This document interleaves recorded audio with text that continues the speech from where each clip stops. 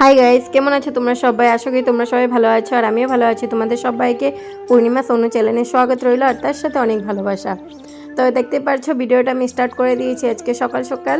তো আমি এখন বানাচ্ছি ব্রেকফাস্ট, তো ব্রেড টোস্ট করে নিচ্ছি। তো আমার ঘি দিয়ে ভালো লাগে তাই আমি ঘিটা দিয়ে করছি, আর এমনিতে বাটার দিয়েও করি কিন্তু বেশিরভাগ আমি ঘিটা দিয়ে ভালোবাসি, তো তাই ঘি দিয়ে করছি। আর বানিয়ে নিচ্ছি চা। তো একাই, মানে আমি, বাবু আর মেয়েটা আর আছে আমার মা। তো মা শুধু চা খাবে, মা নাস্তা করে এসেছে বাড়ি থেকে, তো যার জন্য 3-4টা ব্রেড টোস্ট করে নিয়েছি আর চা বানিয়ে নিয়েছি। তো এবার আমরা এটাই খাবো আজকে সকালবেলা। আর তোমাদের সাথে রাজমা দিয়ে মশলা খিচুড়ি রেসিপি আমি শেয়ার করব তোমাদের সাথে। তো সাথে থেকো, দেখতে থাকবে পুরো লাস্ট অবধি। তো গাইস, চা বের করে নিলাম, এবার আমরা ব্রেকফাস্টটা করে নিই, তারপরে আমি খিচুড়ি রান্না করতে আসবো। তো দেখো এখানে মা বাবু কি করছিল জানি না। তো আমি এখানে চা খাওয়ার জন্য, মানে ব্রেড খাওয়ার জন্য বাবুকে ডাকছিলাম, ও শুনছিলই না। আর এখানে মাও বসে পড়েছে। তো চলো ব্রেকফাস্টটা শেষ করে নিই, তারপরে আবার ফিরছি কিচেনে।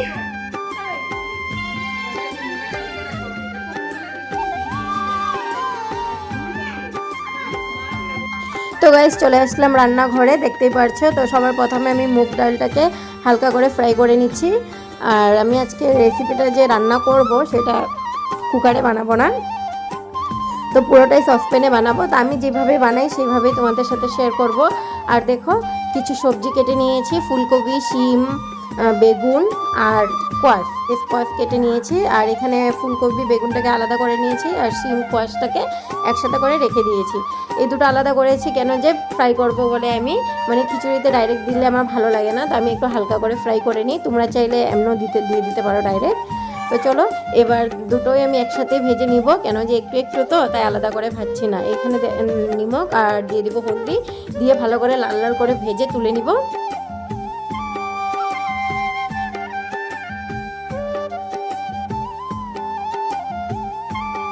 আর গাইস, এদিকে ডালটা আমি সিদ্ধ হওয়ার জন্য বসিয়ে দিয়েছিলাম। তো শিমটা আর স্কোয়াশটা দিয়ে দিয়েছি ডালটাতে, ডাল আধা আধি হয়ে গেছে তার জন্য। আর এদিকে দেখো বেগুন ফুলকপিটাও ফ্রাই হয়ে যাচ্ছে। তো এবার এগুলোকে তুলে নিব। আর গাইস, এটা হলো রাজমা। তো এটা কাঁচা রাজমাটা, তো আমি রাত্রেই ছুলে রেখে দিয়েছিলাম। তো এখন জলে ভিজিয়ে রেখেছি, একটু একটু কালো হয়ে গেছে রাত্রে ছুলে রেখেছিলাম বলে। আর তো তারপরে রেখে দিয়েছি বেগুন কেটে, যে বড়া বানাবো বলে। আর এখানে দেখো ডালটা প্রায় পুরো সিদ্ধ হওয়ার পথেই। তো এখন দিয়ে দিব চালটা। তো তোমরা যে কোনো চাল দিতে পারো, আমি এখানে নিয়েছি জোহা চাল। তো জোহা চালে খিচুড়ি অনেক ভালো লাগে, অনেক টেস্টি হয় খেতে, তাই জন্য জোহা চালই নিয়েছি। আর এখানে নাড়াচাড়া করে ঢেকে দিয়েছি 5 মিনিটের জন্য। তো এবার আমি 5 মিনিট পর আবার ফুলকপি, আর শুধু ফুলকপিটা এবার দিয়ে দিব, বেগুনটা দিব না, কেন বেগুনটা তো পট করে গলে যায়, তার জন্য একটু পরে দিব। আর তারপরে দেখো ফুলকপি দেওয়ার পরে চালটা পুরো সিদ্ধ হয়ে গেছে, 80% মতন হয়ে গেছে। তো তার জন্য জলটাও শুকিয়ে গেছিলো, তার জন্য আমি এখানে ফুটানো জল দিয়ে দিয়েছি। তো জলটা আমি কিন্তু ফুটিয়ে নিয়েছিলাম, তোমরা অবশ্য ফুটানো জলেই দিবে, তবে খেতে কিন্তু স্বাদটা ভালো লাগে। তারপরে এখন আমি দিয়ে দিব লবণ স্বাদ মতন, আর রাজমা বিচিগুলো আমি দিয়ে দিব এখন। কাঁচা রাজমা তো তাই মানে লাস্টের দিকে দিলাম। আর সাথে দিয়ে দিয়েছি মশলা। তো মশলাতে দিয়েছি আমি হলদি, লঙ্কা গুঁড়ো, জিরে গুঁড়ো, ধনে গুঁড়ো, এগুলি মশলা জলে গুলে রেখেছিলাম, সেটাই আমি অ্যাড করেছি। আর এখন আমি 10 মিনিটের জন্য ঢেকে দিব। আর 10 মিনিট পর ফিরে আসছি, দেখেছো কত সুন্দর হয়েছে।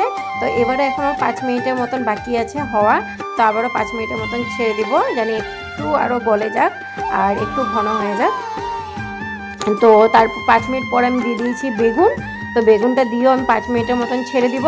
তো এদিকে 5 মিনিটের মতন হতে থাকবে, অত দেরি আমি সম্বাস দেওয়ার জন্য তেল গরম করে নিয়েছি। আর নিয়ে নিয়েছি 4টা শুকনো লঙ্কা, দিয়ে দিয়েছি 1 চামচের মতন 5 ফোড়ন, আর দিয়ে দিব 3টে তেজপাতা, আর দিয়ে দিচ্ছি 2টো ছোটো সাইজের পেঁয়াজ কুচি। তো পেঁয়াজটাকে আমি পুরো লাল করে ভেজে নিব।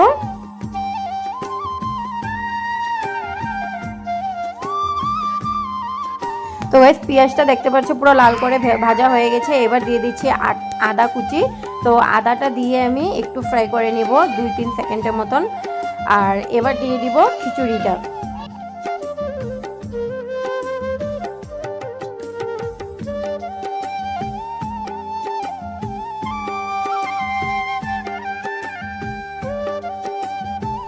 তো গাইস দেখতে পেরেছো খিচুড়িটা কত সুন্দর রান্না হয়েছে। তো তোমরাও এরকমভাবে বানিয়ে নিতে পারো। আর রাজমা না থাকলেও রাজমা ছাড়াও তোমরা বানিয়ে নিতে পারো, অনেক টেস্টি হয় এরকম করে রান্না করলে। আর কমেন্টস করে অবশ্যই জানিও যে কেমন হয়েছে কেমন না। তো এবার আমি দিয়ে দিব 3-4 চামচের মতন ঘি। তো ঘিটা দিলে খিচুড়ির আরও টেস্টটা বাড়ে, তার জন্য ঘিটা দিচ্ছি। তো বেশি দিব না, কেন যে আমার বর ঘিটা এত পছন্দ করে না খিচুড়িটাতে, তো তাই কম করে দিচ্ছি। আর ঘি দেওয়ার পর ঘিটা যখন গলে যাবে তখন আমি ধনেপাতা দিয়ে ঢেকে রেখে দিব। আর এবার আমি বেগুনের বড়াগুলো বানিয়ে নিব এই পাশে, যে কেন সবেরই খিদে পেয়ে গেছে খিচুড়ির গন্ধ পেয়ে পেয়ে। তো তার জন্য আমি দেখো প্যান বসিয়ে নিয়েছি, এখন তেল দিয়ে দিব। তেলটা গরম হয়ে গেলে বেগুনগুলোকে ফ্রাই করে নিব, আর তারপরে চলে যাব লাঞ্চের জন্য।